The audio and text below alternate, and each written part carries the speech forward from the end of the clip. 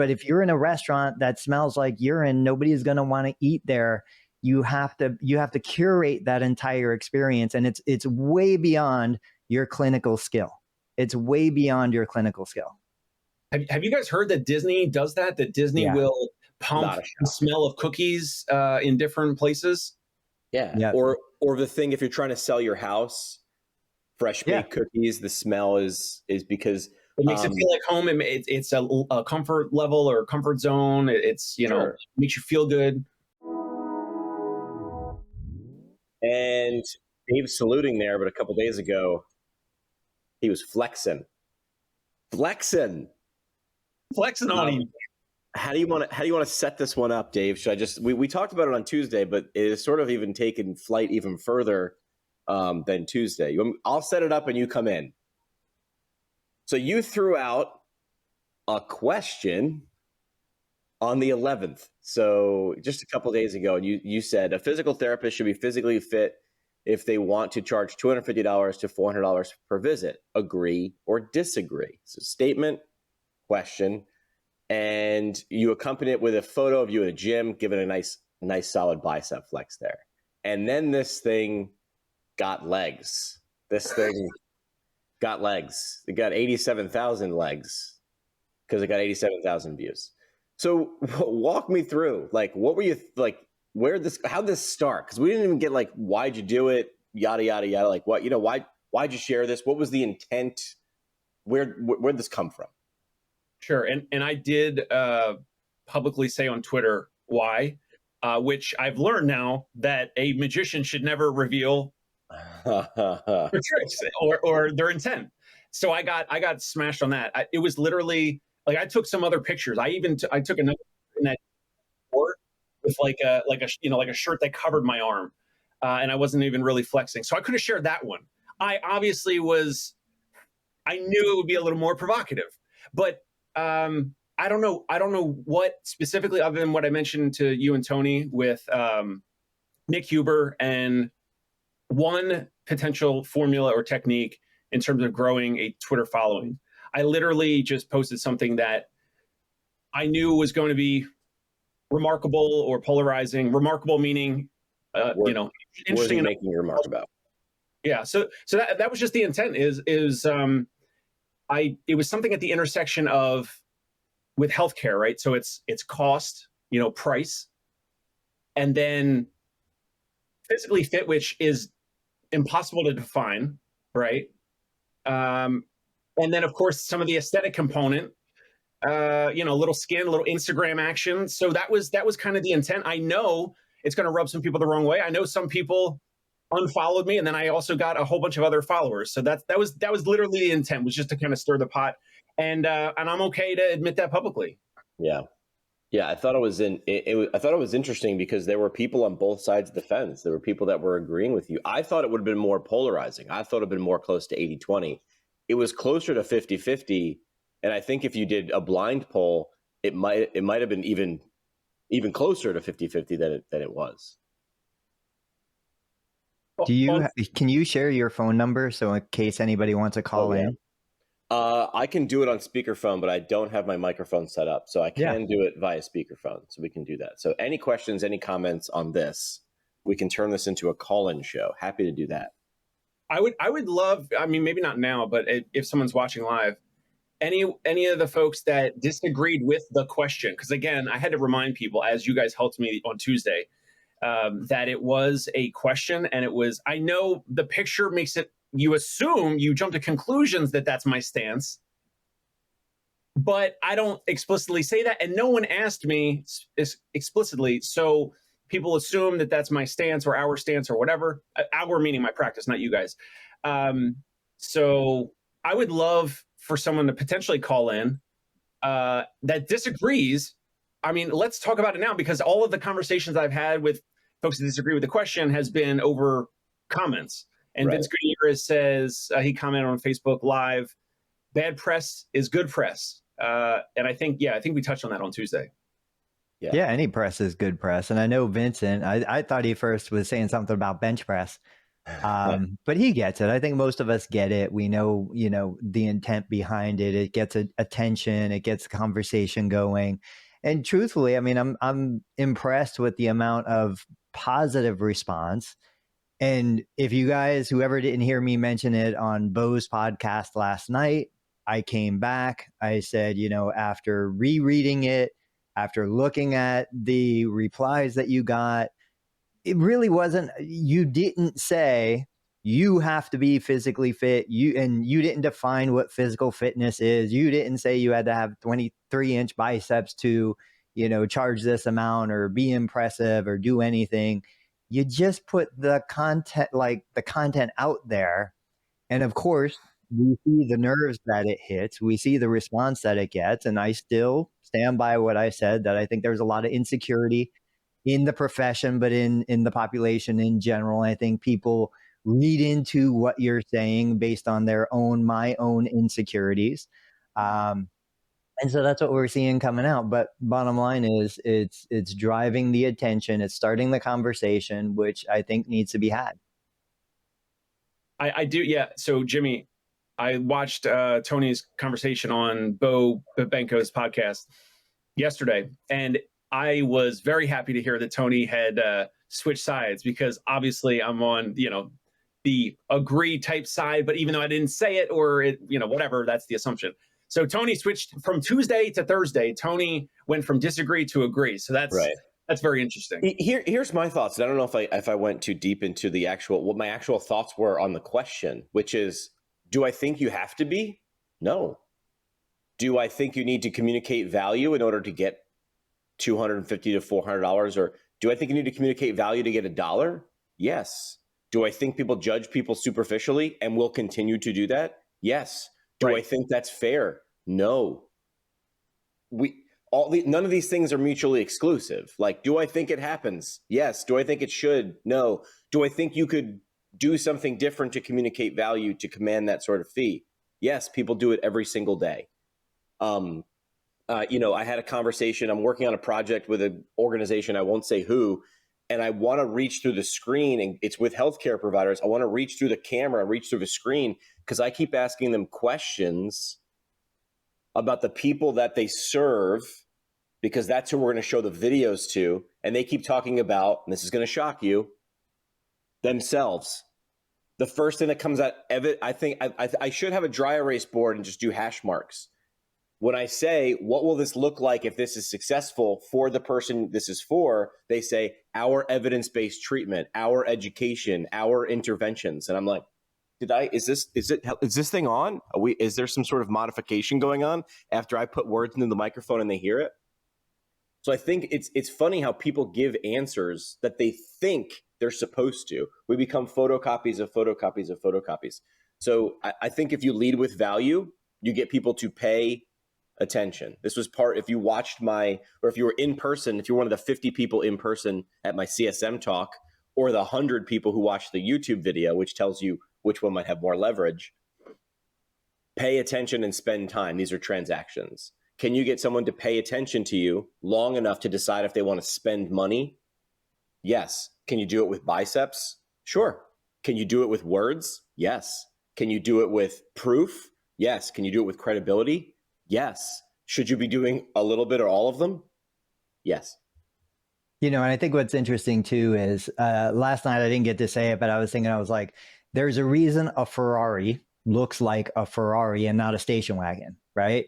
There's a reason why I think it's funny that one of my most popular posts on LinkedIn is still, should we use the words or the term doctor of physical therapy, right? Why is it okay to flex the term doctor? Everybody wants to be called a doctor, but it's not okay to flex a bicep. It's not okay to flex other aspects that it's just about the image. And that's a big part of that first line of communication. One of the things that I always talk about when we talk about pricing, people are like, should you put your price on your website? Don't put your price on your website. I'm like, the price is the number one single easiest way to convey what your perceived value is.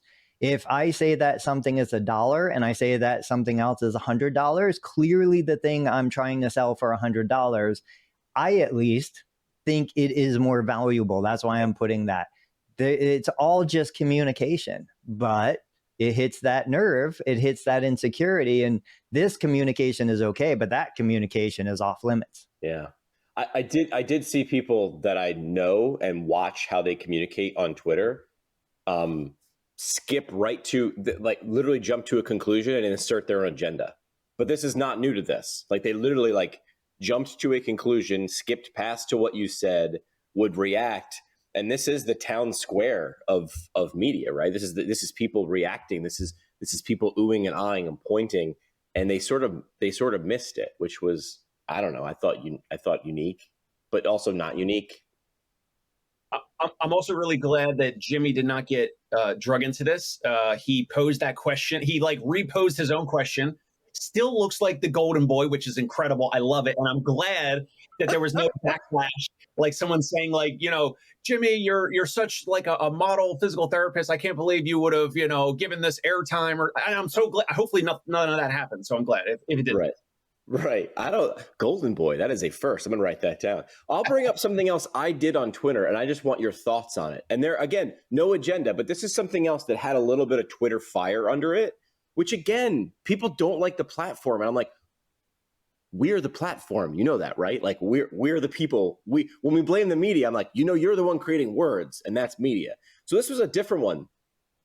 So I won't bring up the discussion, but AAOMT, the American Academy of Orthopedic Manual Physical Therapy, which I've done stuff for before, they have a modern practice definition that came out, right? And it says this perspective aims to provide clinicians, researchers, and stakeholders with a modern definition that improves understanding of OMPT, Orthopedic Manual Physical Therapy, right?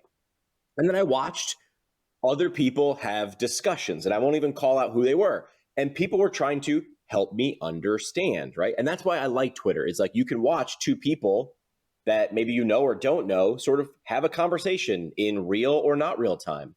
And I'll be honest, watching those conversations, I didn't understand what the definition meant. And the definition was 32 pages long. So I look at it and I go, I'll take a read. And it you know what? Maybe it's just not my kind of language that will help Jimmy understand. Maybe this is the kind of information that I can't wrap my head around with. So I played with it. I did a Jimmy thing. So I took the 32-page definition. I hit Control-C, Control-V into ChatGPT. And I said, I want you to take this definition from AAOMT and describe it to me using the smart brevity format, which is a cheat code. Write that down if you're using ChatGPT or any AI. Smart brevity is like Axios or Politico. They use this smart brevity format, which essentially is bottom line up front, or the bluff format if you have anything to do with military. It's like, give me the goods, get it to me quickly.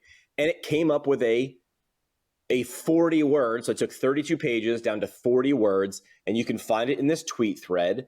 And then I decided to have a little fun with it. I decided to have a press conference. I essentially said, I'm going to ask you a bunch of obvious questions, and I want you to answer as if you are a representative of AAOMT and you are only basing it on the words that I have just given you. And we had this little discussion. And I thought the stuff was more clear. Now, I can't say if it's accurate or not because I am not AAOMT, but it was unique, and it was something I thought AAOMT could or should do for clarity. Why couldn't this be a blog post, right? I'm trying to, so my goal with this is to bring it up and be like, what would you do if you were AAOMT? Would you have done something similar? Would you have done blog posts? Because you want to come up when these things are searched for. Would you have created video content? What would your short-term or long-term strategy would have been around a 32-page definition? Because you're trying to define yourself. Because if there's enough people who don't even know what you do, that is the first problem, is define what you do and what your value is. And the second problem is if it takes 32 pages to define what you do, that's a major problem. Right. And of course, this is a bunch of really smart physical therapists. So they brought in, like, the citations alone were like 4 pages. So of the 32 pages, there were citations and things like that. I tried to come at it from a different direction. Again, I don't have any skin in the game with AAOMT right now, unless they want to hire me. But I looked at it and said, I'm curious, what is the definition? And when I saw the PDF, I was like, wow, that looks, I don't know where to go to get this definition. And then it was so much information. it was sort of like what CPGs try to do. Is like, we're going to break down hundreds of research papers into an 83-page guide. And I'm like, well, that's still a little long. Where's the guide to the guide? So what would you have done with this PDF? I mean, I like the way that you just broke it down. You used ChatGPT and you said you went from 32 pages to 40 words, right? I mean, that's way more consumable for the audience, which in this case would be physical. It was to define for physical therapists, or I mean, the public doesn't really know or care, right? So it was a clinician facing definition. Yeah, and it was published in PTJ. So yeah, 100% clinician facing. Yeah, I mean, I don't know. They should probably hire you or someone like that to break it down and make it more of a simpler or more digestible, concise definition. Wasn't that the whole original idea behind Twitter? Like, you only had so many characters, you had to condense everything into this small bit of information. I'm terrible at it. I'm the first one to admit it. But when I'm consuming the information, that's what I want. Yeah. Originally, Twitter was like the blog post. It was just the blog title, like the title of a blog post. Originally, it was 140 characters, and then we expanded. They doubled it. Now people even have trouble being brief in, what is it, 280? I think it's 280 characters per tweet. So what else do we talk before we talk about the next topic? Anybody who's watching right now. So one of the other things Bo and I talked about last night was I had no idea how many people were actually watching this Breakfast Club. Dozens. Yeah, let us know, because it's spread across so many platforms. It's on my channel, Dave's channel, Jimmy's channel. It's everywhere. Go ahead and let us know. Tag us, put some sort of comment wherever you're watching. And of course, if you haven't already done it, you owe it to Jimmy. Subscribe to his YouTube channel and let's get that up and growing, because I think more therapists who aren't here already need to find out about it. Thank you for the nudge, Tony. Let's radio segue into a radio segue, which would be a jingle, a jangle. Yeah. So jingles, I mean, ba-da-ba-ba. As soon as I say that, like, I'm talking about McDonald's, and there's obviously, dozens that we could riff on right now. I was thinking, like, first of all, should physical therapy practices have a jingle? Do you have to be, 10, 50 locations? What scale do you have to be? Or can you be solo and have a little jingle at the beginning or end of your social media clips and reels? Jimmy, this past weekend when we met in person, he showed me this app called Captions. It absolutely blew me away. We did a selfie video. He edited it in front of me. It literally took like a minute. And then the deliverable was like, wow, like that is crazy, impressive. And so can a solo practice owner have a jingle? Should they consider some, jingle at the beginning or end of their clips to kind of have some of that, marketing, branding juju? What do you guys think? I think 100%. I don't think it even has to be a song. I think it could be a sound. The first person I heard talk about this was Gary Vee. And if you watch any of his content, there's an audio, there's a sound clip, there's something, and instantly it brings you to that. I go back, this is kind of a weird story, actually. This just came into my mind. So some of you may remember I said before I was a physical therapist, before I was even out of high school, I was deep into fine arts, graphic design. I was supposed to go to the museum school in Boston. So I grew up in an artistic household, music, fine arts, painting, pottery. I was part of a pottery group. We had a kiln, we had a studio. Like, there's a lot of stuff that I did in a previous life. But I can tell you right now, Violent Femmes, if you guys remember the Violent Femmes, if you remember, I don't even remember their main song, but one of their main songs, I can remember sitting in my room, must have been a young teenager, painting, hearing, I'm going to say George Bush, but hearing someone declare war and listening to the Violent Femmes. And now to this day, every time I hear the Violent Femmes come on, it takes me right back to that moment. So audio, sound, it's so powerful to make that connection. And I think we absolutely should be using that in any of our content. I've been looking for an audio bite that I can put into my videos at the beginning to make that connection with the audience. Yeah, Ted's got one. You know, it's almost like a drumstick on a wood block, but like a drop of water at the same time. Like it's got that unmistakable thing. Gary Vee calls it sonic branding. Yeah, nice. And I think in a world that moves at the speed of swipe, I agree, but I've been lazy and haven't done it. So maybe this is my wake up call to do it. But I don't think it needs to be, I don't even think it needs to be voice, right? Like Gary Vee is like kind of taken on his, and most of the really successful ones are not, because that would be really, really impactful, but it would burn. It would get a little old kind of fast, right? So it's almost better if it's subtle. I would say yes, because you stand out. I won't say who, but was talking to someone on a call the other day, and they said, do you remember the first time we met? And I said, no. And they said, we were in an elevator at CSM, and I had heard your podcast for 5 or 6 years, and we're in an elevator, and I don't know who the heck you are. And this was before I did a lot of video stuff. And they said, you started talking, and I recognized your voice. So I would say it works, right? With frequency over time. They're like, oh my gosh, I know who that person is. I would say a specific sound used over and over and over again will get that remarkability or identifiability faster. So I agree. I don't do it. I've always thought about it. Maybe this will be the thing that pushes me over the edge.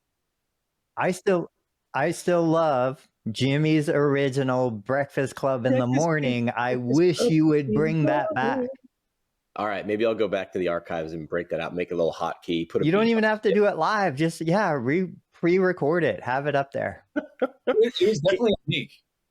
Karen says it's kind of like your brand. It is, right? Like, I know people want to say it's your logo or your colors or your fonts or your mission statement or your values or any of those things, but your brand is like, I would almost say your brand is none of those things. The brand is what Tony just said. It's what I think of when I hear that noise, right? It's what I think of when I see your logo, what it tells me. It's not what you give them. It's what they think of. It's what they think or feel or smell. I remember I asked a question the other day, well, what does your business smell like? You know, if Nike had a cologne, what would it smell like? So I think the answer should be yes. You know, playing off what Dave just said, I showed off that app, that Captions app, right? Super easy. I think that I don't get a nickel if you use it. I don't have a promo code, but Captions app's like $50 a year. You, in my opinion, you use it 5 times and the thing's paid for itself, right? So the tools are getting simpler. Right now, Tony and Dave and me, we're all in our houses and we're reaching dozens of people live right now, hundreds or thousands of people after we reshare this via podcast. So the tools are getting simpler. So if the tools are leveling out and making things easy, more people are going to be doing it. What's the differentiator? The differentiator is you, how often you do them, how well you do them, how differently you do them. The tools are getting simpler. 8 years ago when I launched a podcast, it was a pain in the ass. Things were not easy. Things were very hard. Things are a lot easier now. So to get that message out, it's getting more crowded. What are you doing? I think a sonic branding, a jingle, is a great life hack for that. Another interesting social media component, and I was going to take us in a slightly different direction. So I think Tony was going to follow up on that. Go ahead, Tony. Well, just real quick, I was going to say, you mentioned smells. Mike Chu and I talk about smells all the time. For all the people listening that don't have a podcast, but just have a clinic, or they're going to go to somebody's house, you know, I would say be mindful of the sounds that are in the clinic, the smells that are in the clinic. I for years never did it, but wanted to get one of those automatic cookie baking machines because we know how powerful that smell of fresh baked cookies are. We used to make coffee, and that smell of coffee, the aroma, it makes it such a more pleasant experience. You could have the best food in the world, but if you're in a restaurant that smells like urine, nobody's going to want to eat there. You have to curate that entire experience, and it's way beyond your clinical skill. It's way beyond your clinical skill. Have you guys heard that Disney does that? That Disney will pump the smell of cookies in different places? Yeah. Or the thing, if you're trying to sell your house, fresh baked cookies, the smell is because it makes it feel like home. It's a comfort level or comfort zone. It's, you know, makes you feel good. supposedly smell is the strongest sense tied to memory or something like that, where it's easier. I mean, I remember in PT school, someone reads that and we would study with like, I don't know, perfume, cologne, something, body spray on, and then you'd wear it the day of the test and kind of be sniffing yourself. I don't know if it worked, but I'm not saying I didn't try it. All right, so Dave, go ahead.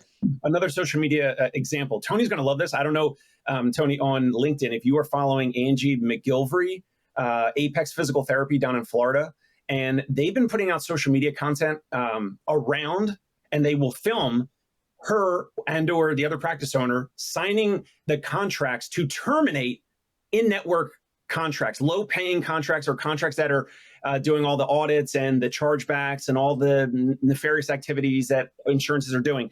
They have a group meeting and they're recording it. They're filming it literally for social media purposes. They have their team in a powwow meeting, and most recently, I think yesterday or the day before, she posted a video around, we dropped the 2 out of 3 biggest payers. And here's the third one, Humana. And she's holding up the Humana. Literally, it's a post and it says like, no more Humana, no more Humana. I mean, it's pretty smart, pretty genius, got a bunch of likes, and they're making content around dropping in-network payers. I mean, I've never seen it. I know Tony would love it. I don't know what you guys think about it. Yeah, I think it's a great idea. Jimmy talks about building in public all the time. This is kind of a version of that. Letting your community, your tribe, see what you're doing, know what you're doing. I think it's wonderful. I think we need more of it. We in show business, not tell business. Angie is demonstrating showing, not telling, right? They could do this in private, which is fine, but then they would need to tell people that they did it. And also why it matters, right? So Dave and I, we haven't released these clips, but we talked about a mutual friend, somebody I used to work for, was Carlos Berrio. And Carlos often will talk about, PT Mills. He made PT Mills the villain in a narrative, in a story, right? Angie's doing the same thing with insurance, right? Where she's saying, here's how I'm fighting back. I sort of like Angie's example better because she's showing exactly how she, not just saying, there's the bully over there. There it is. We don't like that. That's not good. She's saying, well, I'm doing something about it. We're not working with these people. We're not negotiating with these people. And here's why. Like, she's describing like, we've gotten all these denials and all these random like bulk audits or bulk denials or whatever, like just automated. A lot of these insurances will just, bulk denial a bunch of, dates of service or whatever without any recourse or without any heads up or anything like that. And so they're getting busier as a practice. I don't know them and never spoke to them, but I'm looking at their content. They're doing diagnostic ultrasound. They're doing, what's the other, not EKG, like EMG testing as well for like nerve conduction velocity testing and all that. So they're doing some interesting stuff with technology. They're also sharing that. They're sharing videos around that. But it's super interesting to see what they're doing inside their clinic. And I love what they're doing. So this goes to, somebody said this phrase or this idea, and I couldn't wrap my head around it the first time. I was like, that's just someone like playing with words to sound smart. And then I listened to it over and over and over again, like Tony, like Dave. Sometimes I change my mind. And this idea with Angie is, I want you to tell me a story. Don't tell me about a story. So telling you about a story would be like, if they had a long post or if they had a press release about, we have canceled contracts with these providers because of this. That's sort of telling them about a story. But telling them a story needs to have time, date, characters, context, and they're doing that. And is there a difference? Yes. I mean, coming from the background of communications, I can't tell you what I think the value of a press release is sometimes. I think now it's probably better because it's like serves as like SEO. But back in the day, a press release, we used to say we put it in the old circular file, which was code for garbage can, which meant you didn't have anything worthy enough to land in a newspaper, on the radio, or on TV. You had to print your own. Press releases were sort of useless. So Angie's demonstrating they're telling you a story. They're not telling you about a story. They're showing you, not telling you. And there's a major difference there. And taking this back to earlier conversations today, it's basically just one line. It's disruption. Next on the chopping block, Humana. And then she's got 3 links to 3 articles that talk about lawsuits and AI and just short, sweet. You understand it. You see the video clip of her talking to the team. Great job. I would love to know if people are watching now or listening later, if you honestly believe, if you're in healthcare, I don't care where in healthcare, or you know what, anything, business, and healthcare is a business. If you think you're Intel business or show business, because for a long time, many businesses, healthcare included, or industries, healthcare included, we think we're Intel care. Like tell business. I'm going to tell you how smart I is. I'm going to tell you how evidence-based I am. Like, can we talk about how silly that term sounds? Dude, my mechanic is evidence-based. He changes oil because there's evidence. If you don't, the engine seizes.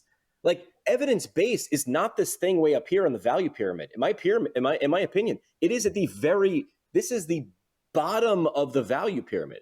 I base everything on evidence. Great. So you don't believe in magic. Fantastic. Now that we got that out of the way, what am I going to be able to get when you're done doing the thing to my car or my body? Explain that to me. Evidence-based is how you do what you do, not what you do. And it's certainly not what I get. But I get it. We run to that really often. And it makes me sad because it doesn't do what you think it does. It does not land a punch. You know, talking about show business, Rafael Salazar. So I had posted a while back, I love occupational therapists. I've secretly said I might be an occupational therapist at heart just because everything I do in physical therapy, I want it to be so function-based. But Rafi had said in a recent video and post that he will pay his staff to produce social media content, to record video, to do things like that. I think Dave and you and I might have talked about this once in the past. I've been in business 22 years. I've never had a clinician, and I've offered it to every single one. Even right now, I know they would be amazing at producing content, at recording video, at showing people what we do in the clinic. In 22 years, I've never hired a single clinician, PT, PTA, OT, CODA, who is willing to do it, even if I pay them for the time to do it. What about you guys? Have you heard of other people doing it? Have you seen success in this? Rafi's doing it. His staff is creating content. They're getting paid to create the content. Seems like, Dave, you would have like the perfect scenario with your team. What do you guys find? I haven't yet. I have recently contacted some local videographers to try to get some pricing around them following my therapist around. I've even considered like me going and doing some, even if it's iPhone, capture over the shoulder of my therapist, obviously with the patient's approval and consent. Sure. A couple of my therapists, I haven't asked them yet, but I'm sure at least one or two, especially my one full-timer that is a new full-timer, would be interested or be open to it because he has already created his own Instagram content before joining me. I think the one you would see that would change this complete paradigm to make it mandatory, like to take it from, wow, that'd be cute, to you have to do this, this is the bottom, is if a large organization, like a big one, right? Like an organization with 1,000+ employees said, we're gonna turn 100 of our clinicians into content creators, right? If you did that would, think about it. If each of them did one piece a day. Now, you would need to give them 3 Ps and 3 Ts, right? People, product, process. So you have the people. If you were a clinic with 1,000+ employees and you said, I don't know, PTO, like, would you even need to pay them in cash? I don't know. But if you give them people, product, process, tools, training, and time, showed them how to do it, made it easy. There's actually an app for this, and I know you're gonna be shocked that I found this. And I have no affiliation, but it's called Cinebody. And I would explain it by saying it's like bowling with guardrails on. Essentially, you would create a template for your clinicians to film videos or to create a clip, and then they would shoot it on their phone. It even goes so far, if your phone's in the wrong orientation, the app will be like, oh no, hey, you got to rotate, and it'll automatically put it on certain frames per second, and it'll make it look fantastic. It's Mad Libs, fill in the blanks. If you could do that at scale, you wouldn't need to have a marketing department. I've even had a sign on my door in communications. Marketing is not a department. It is an activity. It is a verb. It's not a department. And your best marketing is a great product. And your product in this profession is a service. And the people providing it, who better to show it off? Do you guys remember Mad Libs? I totally forgot about it until you just brought it up. Yeah. Every other word was, something bad. But my kids used to do Mad Libs. We used to buy those books. I think it has to be approached from the perspective of, I'm going to go hire a therapist that's already producing content to bring them in. Because I think what we've seen, and it's been well established, when you look at any of the big players in the space, and it could be across any profession, they generally do a pretty vanilla, boring, bland job. Even with the best templates, even with the best prompts and the best formatting, nobody really cares, and it's because it's not coming from within them. They're just producing whatever it is. It's just like if I create protocols for my treatments and my therapist do my protocols, I could get a robot to do that. Nobody's going to care about it. So when I look across like YouTube and Instagram and some TikTok and some of the other platforms, I would think that's the therapist that I want to recruit, not just because they're a good therapist, but because they're already proven effective on those platforms. Yeah. Yeah, you can't teach give a shit, right? So if there's no barrier for that person to do it right now. So seek out the people who are already doing it. Or I say, get a great clinician who wants nothing to do with creating content. Put a camera person on him, as Dave is suggesting. Yeah. But you don't think that's gold? I mean, to say that wouldn't work. I mean, Gary Vee and D-Rock paired up and people sort of knew who I didn't know who the hell he was, right? People within a wine circle, right? That's how we started with winelibrary.com and his random YouTube channel. But he just filmed everything. I think you have to have a certain personality for it, though. Sure. And that's why he hired D-Rock, which was his like personal cinematographer. And his only job, here's the cool part. He Steve Jobs'd him too. He was like, I'm going to hire you. He's like, what's my job? He's like, find stuff. Like he didn't tell him, okay, we're going to shoot this video and it's going to be really kitschy. He's just like, I do me, make a reality show out of me, but it doesn't need to be a 40-minute video. Make it 40 seconds. If I hire you and you follow me around for 24 hours and you find the best 40 seconds, that works. Yeah. That does more than the pre-prepared 30-minute broadcast or live stream that we might do. I mean, for full transparency, we usually come up with 3 or 4 ideas for these live streams that we do. One big idea, and then each of us brings a subtopic, but we don't script it. It's an outline.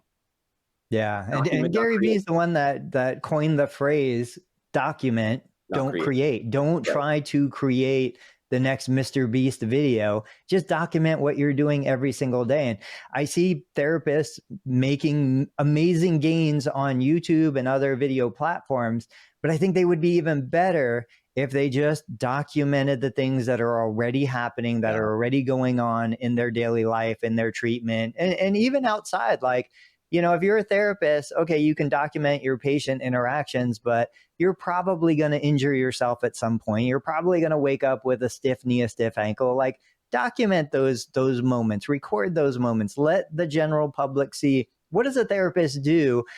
Today, I released a video that talks about running with a meniscus tear. So I've had a meniscus tear for decades.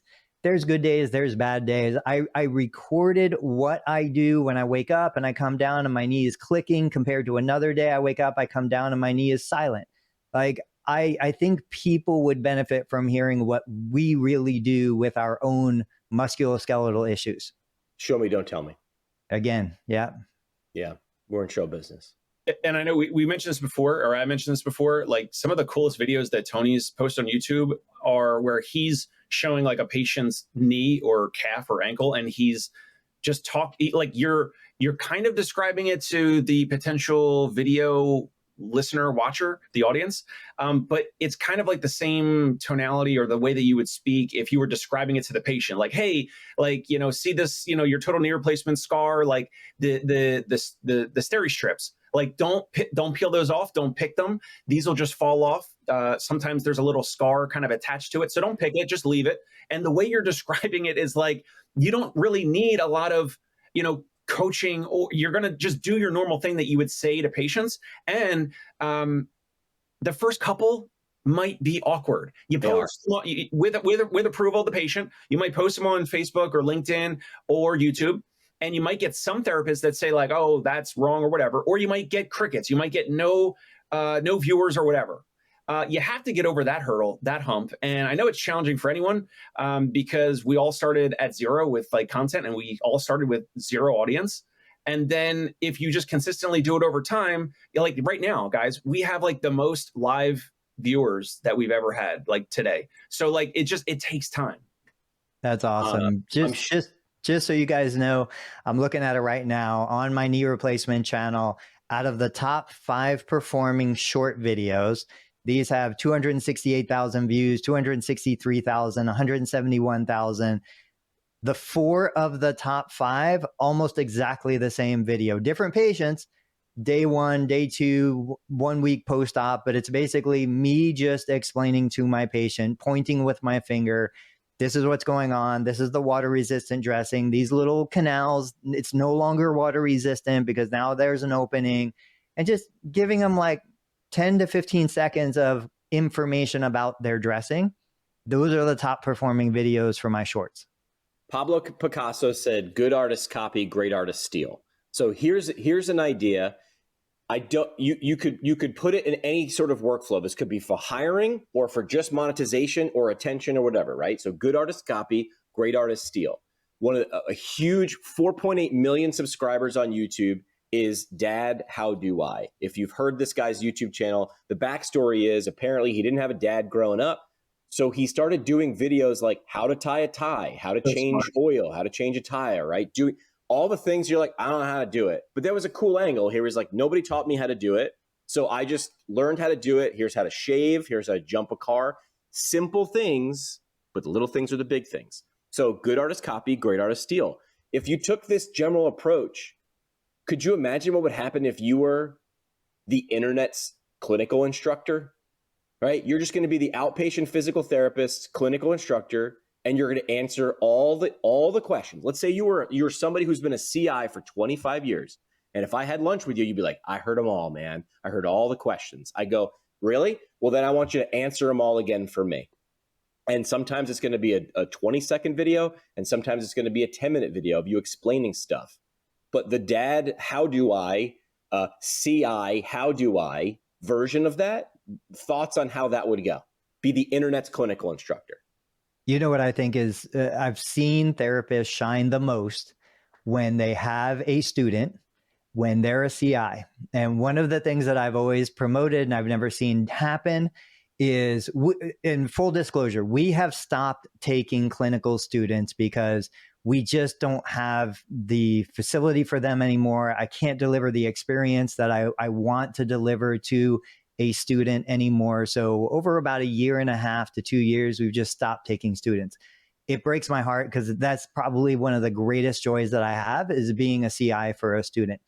But imagine the student, put a camera on that student, let that student record the student's perspective of you being the CI, even if they never get the actual patient. Yeah, I purchased that chest like harness, the GoPro, all of that stuff. I mean, it could be done so many different ways. It would be so valuable, so beneficial, not just to other students, to other therapists, to other patients.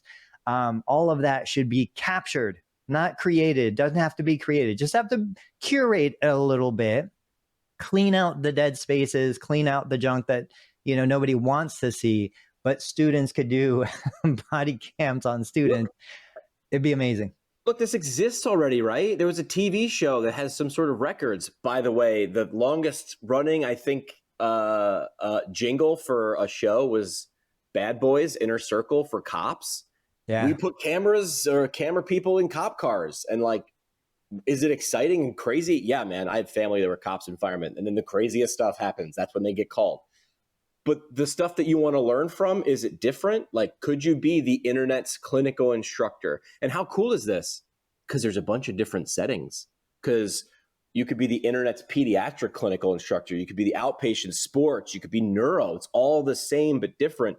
But there's your new Barstool Sports. Like, and that's what you do. So to make this simple, literally just body cam, permission. Obviously, we're not saying just do it, but permission, and you record. Then you could do everything yourself, or you could hire someone. But this is a long play that I'm sure the guy who did, Dad, How Do I wasn't doing anything, didn't expect this to go to 4.8 million subscribers, right? But that's the best idea, is the simple idea. So be the internet's clinical instructor. What you highlighted, why they're so good when there's a student, is because there's an audience. You can visualize the audience. Look at Jimmy bringing jingles back in, connecting it to the cameras. I mean, incredible. This is the host with the most, folks. All right. with the cameras, with the audience, you're right. The CI with the one student, they shine, right? They might, they kind of maybe have more energy, all of that. There's some folks that are probably watching or listening that are going to say, yeah, well, that's different because it's one-to-one. But if you're recording something, then it's like, who knows the audience, and who knows how much I'm going to be judged. And some advanced clinician is going to say like, oh, that's a little off, or I wouldn't do it that way or whatever. And that's what prevents people from really doing this, I think. It really is. And why? Because it's our own insecurities. And every time I feel my own insecurities rising up, I have to step out of my body for a minute, remind myself, you know what? I'm not the best clinician. I'm not whatever. I'm not this or that, but I am going to get better. And this is the way that I get better. I put myself in uncomfortable positions. I let the public judge me. I still go back to, and I've said this a couple episodes ago, I appreciate patient privacy. I appreciate HIPAA compliance. I appreciate all of those things. But I think as much as we have that, it also sacrifices the quality of care, because when we have a camera on ourselves and when we're sharing that with the public, I guarantee we're better therapists. I guarantee we're focused more, we're paying closer attention, and we're going to improve the next time because we see what we did the last time, And so we watch film for a reason in sports, and we learn from our actions. This is what we need to take that profession to the next level. I think one of the reasons my podcast did well in the beginning, people were like, oh, it's your radio background. I was like, I don't know how much that was going to help me. I think it really was. I was swimming in the opposite direction of most other people. I was a radio DJ who was trying to learn how to be a PT. A lot of PTs who started podcasts, they were going in the direction. I'm a PT. I know stuff I want to share, right? So my whole thing was, I don't know anything, but in the next 20 minutes, I'm going to learn something. And since you're listening, you're going to learn something too. Take that approach, right? When there's a student there, it changes the dynamic. Now you can picture the audience. My job is to get that person, the student holding the camera or wearing the camera, to understand this concept, which I know as a CI comes up often. It's an FAQ. What are the FAQs from a patient perspective? What are the FAQs from a student perspective? Those are, you could have two videos in every interaction. You know what I mean? Like you could be like, okay, steri strips, talk to a student, record that video, and then do it explaining it to a patient, release it on a different channel. It's for a different audience, because when the who changes, everything after it changes. Now, a popular topic that we haven't brought up, and we probably don't have time to get into today, but we can use as a teaser for next week: should CIs get paid for being a CI? Yeah. Right. And one of my favorite ways for a CI to get paid for being a CI is to take content like this and monetize that content. I've got several ways that it could be done for all comfort levels. But what do you guys think? Should CIs be paid for being CIs? Of course, yes. I'm going to give my answer next week because I might disagree. Got it. Parting shots. Tony's got a parting shots. Tony. Oh, man. Think about how you smell. The better you smell, the better your business is going to grow. What scent are you putting off into the universe? Dave, what do you got? Parting shot. Sonic branding. Never heard of that until today. So rethink audio, video. These conversations always get me re-energized and make me kind of step back and reconsider like what else we could be doing or should be doing. So audio and video, but especially the video on the patient-facing side. Yeah, I would say document, don't create. Don't be afraid to flex and share those things, because if you're not showing it, no one's paying attention to it, right? Pay attention, spend time. You've got to earn it. Are we going to be back on Tuesday? We're doing this twice a week now, Tuesday? I think we can do it. I'm in. Why not? If you have a question or have a comment as they're rolling in now, let us know what those things are. Maybe something you suggest will be on a future episode that we can dig into. Would love your thoughts. Next week, I'll have the phone set up too. We can go deeper into phone calls. For Breakfast Club PT in the morning, he's Tony, he's Dave, I'm Jimmy.